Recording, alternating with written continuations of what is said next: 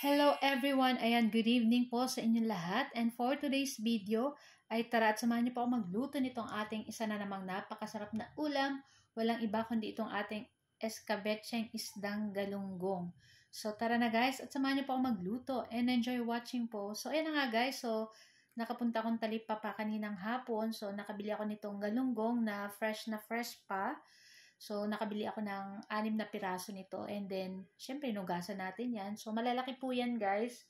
Kaya, 6 na piraso lang yung aking binili dyan. Tapos, syempre, sa kabilang lutuan, ay nagluto rin po ako ng chicken adobo. At baka yung aking bunsong anak ay hindi kumain itong ating isda.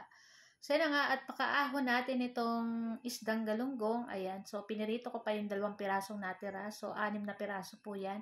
So, set aside lang po natin iyan. Tapos, sa panibagong kawali, maglalagay tayo ng mantika. And, syempre, igigisa na natin dyan yung ating luya. Ayan, tapos, syempre, halu-haluin lang po natin iyan. At pag nangamoy na yung ating luya, lumabas na yung kanyang amoy, pwede na natin dyan ilagay yung ating bawang. Ayan. Tapos, syempre, halu-haluin din po uli natin iyan. Kayo po ba guys, ano po ang inyong ulam tonight? Ayan. So, medyo matagal na rin akong hindi kumain ng ganitong luto ng isdang galunggong na escabeche. So, na-miss ko to. Kaya, maglalagay din po tayo dyan ng niyadjad na papaya. Ayan. So, naglagay na tayo dyan ng sibuyas at ginisa na rin natin. Tapos, naglagay ako ng konting toyo. Konti lang guys. Tapos, syempre, maglalagay po tayo dyan ng tubig. Syempre, dapat may sabaw-sabaw yung ating escabeche. Parang sweet and sour din po ito. Yung nag-aagaw yung tamis at asim nitong ating lulutuin. So, tansya-tansya na lang po. Pag medyo kulang pa yung tubig or yung sabaw, dagdagan nyo na lang ng tubig. Ayan. So, timplahan na natin guys ng asin. Tapos, pamintang durog. And, syempre, hintay natin yung kumulo. Tapos, syempre, hindi mawawala yung ating suka. And then, halu-haluin lang po natin iyan. Tapos, hintayin natin kumulo. Ayan, pag kumulo na, syempre, maglalagay po pala tayo dyan ng sugar. Para, syempre, dapat nag-aagaw yung tamis nga at asim nito. Kaya, naglagay po tayo dyan ng mga 2 teaspoon na sugar. Ayan. So, kayo na pong bahalang magtansya. Pag medyo matabang pa po, maglagay na lang uli ng asukal. Kung medyo matabang pat, kulang sa asin, di lagyan ng asin. Ayan.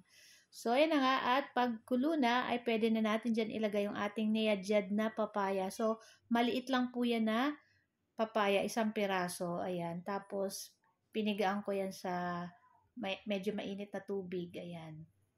Tapos, ilagay na natin dyan yung ating red and green bell pepper. So, natira ko pa po yan nung nagluto ako nito ang ating chicken sisig lumpia.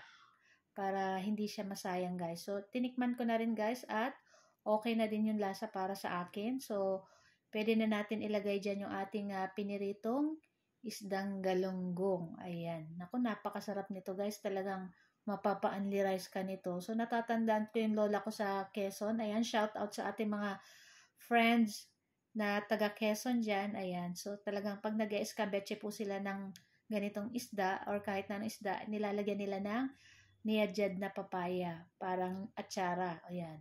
So, after nyan, maglalagay tayo nitong ating spring onion para pampabango and syempre sarap na din po yan dito sa ating nilutong escabecheng isdang galunggong. So, ito lang po ang aming video today at sana po nag-enjoy kayo. Huwag niyo po sana kalimutan mag-like, comment at pa-share po ng ating video. Thank you for watching!